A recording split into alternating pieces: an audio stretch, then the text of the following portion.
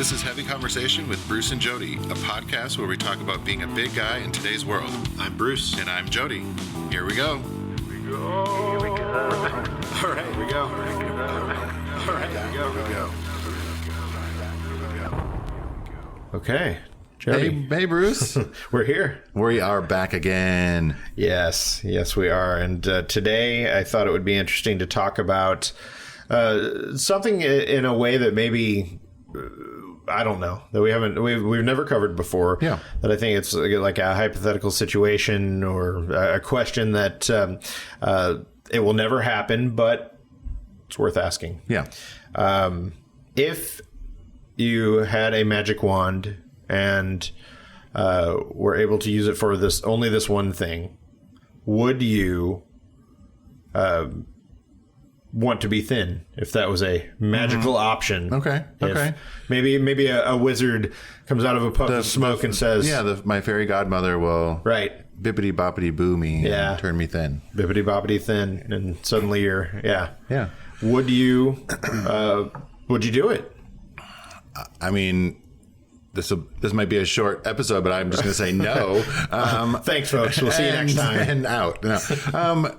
I think I don't think I would want to. Like, I think being in my body all the 40 years, like, it's made me who I am. So, like, if I was thin, I'd be a completely different person because, you go through the world and the world, like reacts to you in a certain way that you grow and change and learn from. So that makes you who you are. So I think I'd be, I'm thinking like if I could go back and like change, like and go through the world again thin or something like that I'd be a completely different person now. Sure. And good or bad, I don't know. So I'd rather. Right. Or I think I would just, I like the way I'm, now I'm comfortable in my body. There might have been times in my life that I would have given a different answer. Sure. That's probably what I would ask is, if say you at, I don't know, 22, do you think you would have had a different answer? Or, pick your younger age, whatever it is. Maybe like in like middle school, elementary school. Sure. I was like the big husky kid, but there might have been a time in that where, you're getting bullied or, whatever. Right. But I think, again, that made me stronger and a better person going through that stuff. So that's not something that I would want to go back and change because who knows what I would have turned out to be or who I would have turned out to be. You do learn about yourself and you learn about people. You learn who likes you for who you are and what really matters in a lot of cases, I think.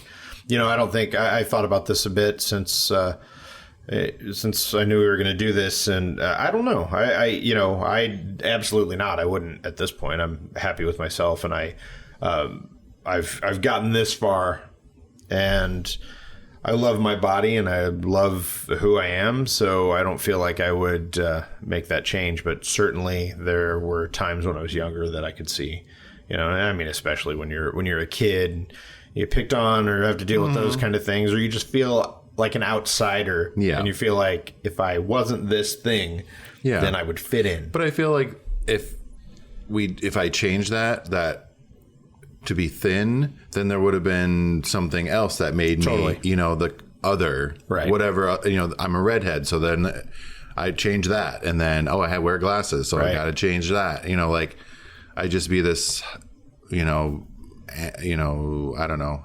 Right. Androgynous, just plain looking, Did you, total sidebar, but did you ever go through a phase of like coloring your hair and doing all that? Not really. Well, you have like red hair, so it's like, why would you want to? Because people want this color. Right. No. I guess I like highlighted or did little bits of whatever, but I never like changed it. No, I never like changed it brown or whatever, blonde or whatever. I went through many different colors. I did everything from like bleaching it, doing blonde, which no, it's not good.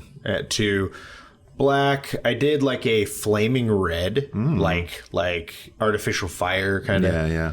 Yeah, it was horrifying too. But man, the Hot Topic weird bottle of red. Totally all that Manic Panic and yeah. Yeah, I do remember that now. I was like, yeah.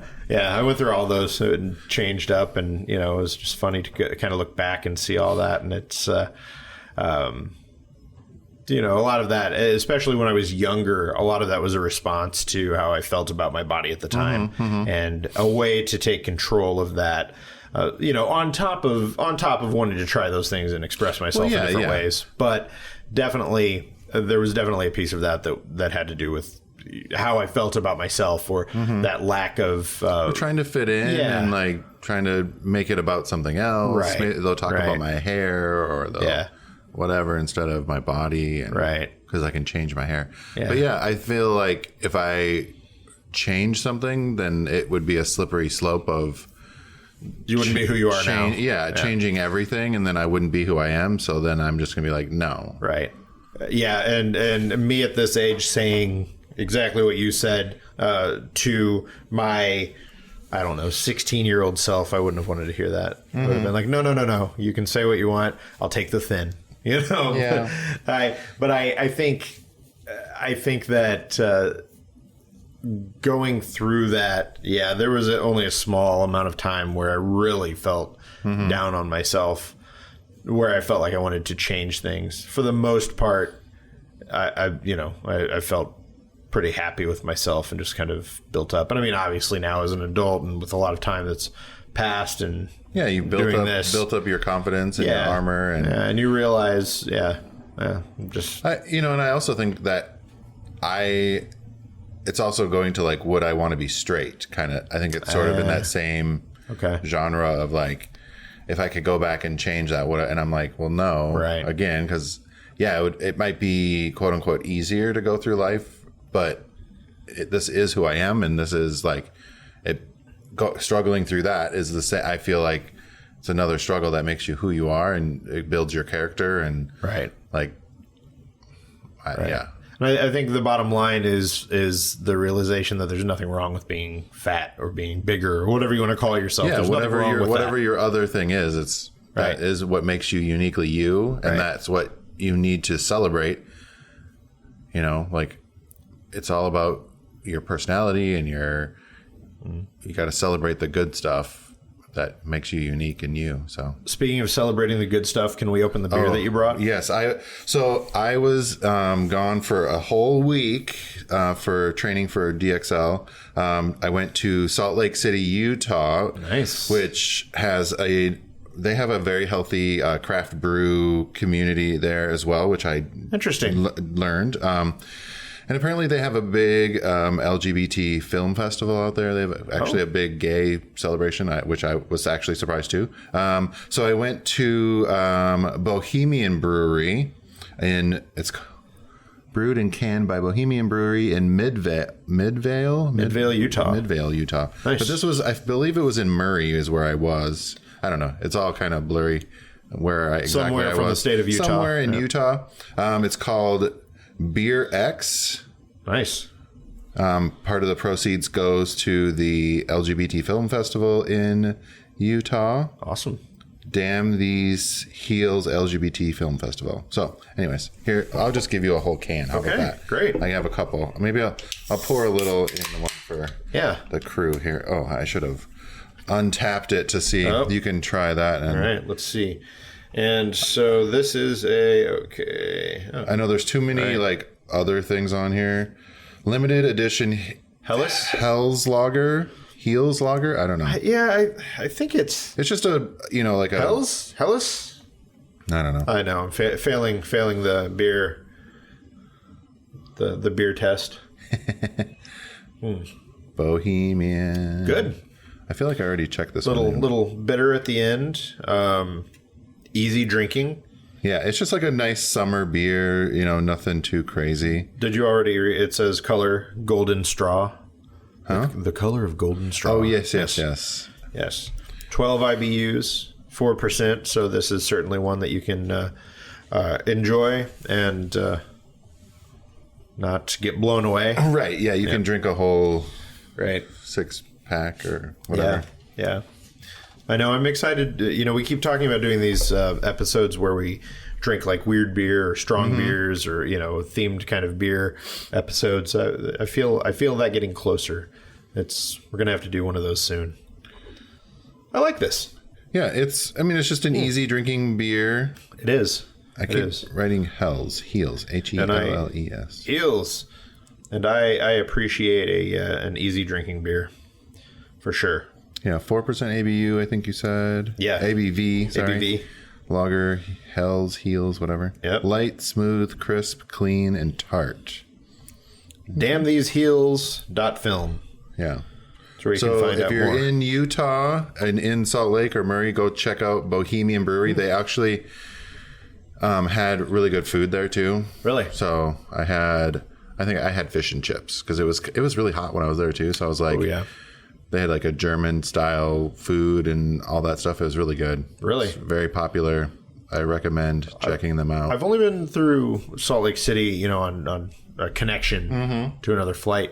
Did you like it? I mean, were you? Yeah, it was good. It was fun. We actually even went and saw their a minor league baseball game, the Bees. The Bees. Yeah, and they did really well. It was fun.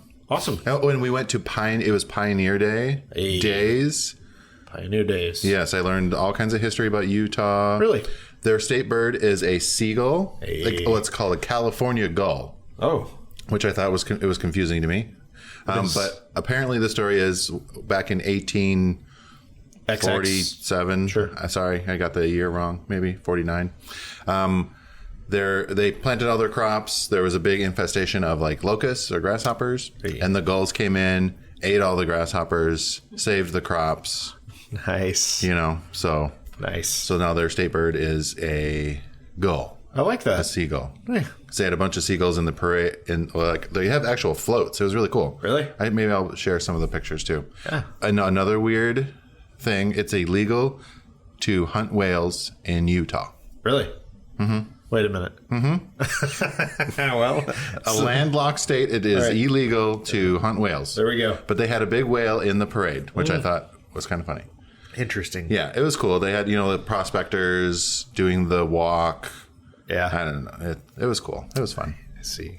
It was good. It was an interesting little visit. Good. I recommend Bohemian Brewery though for their. Well, they had all kinds of different beer. Right. I actually, had to. That's why I bought this so I could drink it in the hotel afterwards. Right. Since I was working, I couldn't drink on lunch. But yeah. Okay. It was good. Nice. Well, I guess bottom line with this was just like kind of reiterating that you don't need to change yourself to be worthwhile or to be worthy of anything. Yeah, maybe you have those down days. You're like, I could only be thin. Yeah. Like, well, that would completely change who you are. So then you wouldn't be you. Sure. And then there would be something else that would be wrong. So you just have to look at the positive things, be positive in your attitude and like your thinking and the words that you're using. Right. And I definitely believe that your attitude towards things and your energy towards things really do manifest themselves. Like when you talk positively about yourself, right, and about things that are going on in your job or whatever, your relationships, it really puts your mind in that sort of thinking of like, yes, I'm beautiful, I'm worthy, I'm handsome, I'm whatever words you like to use. Sure. It really helps drown out those negative, things that are in your brain or in the world. Right.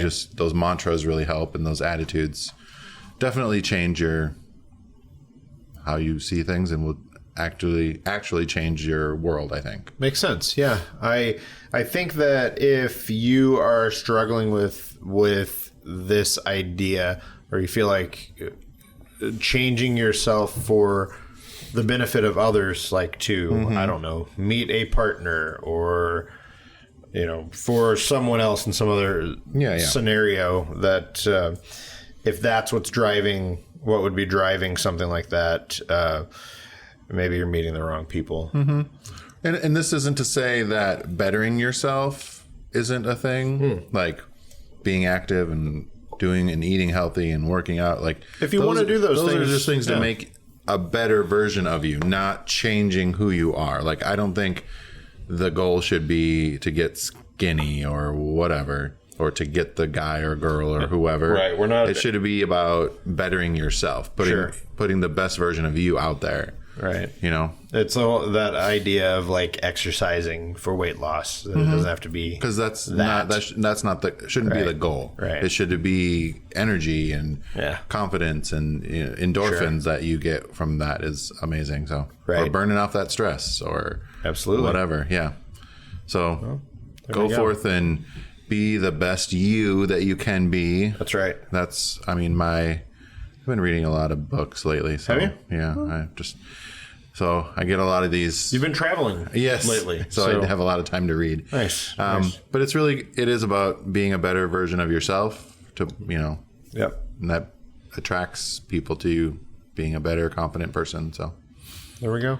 All right. Well, if you're, struggling with, like Bruce said, if you're struggling with that kind of stuff, please reach out to someone. You can reach out to us. Yeah, we'd love to know whatever you need to do, and we'd love to know what your take is on this. If you had a magic, I don't know, I hate to say pill, but if you had, if magic and could change the size of your body, would you do it? Wish, would you change your weight? Would you want to be thin? Would you do that, or would you go back and change who you are, or would you if whatever? I'd use my wish to make everyone else fat. That's how. Maybe. Right? Yeah. No. But that's a billion fat people. Somebody somewhere is going to be writing a book like that. It's got to be happening. Mm-hmm. Maybe it's just me. Share our episodes with your friends and let them know that it's okay to be big and plus sized and big and beautiful and all that stuff. We want to hear from you. So reach out to us, like us, share us, all that stuff. We want to hear from you. Yes. All right, we did it. Thanks, Bruce. Thanks, Jody. Bye. Bye. Thanks for listening to Heavy Conversation. Be sure to like and subscribe on iTunes or wherever you get your podcasts.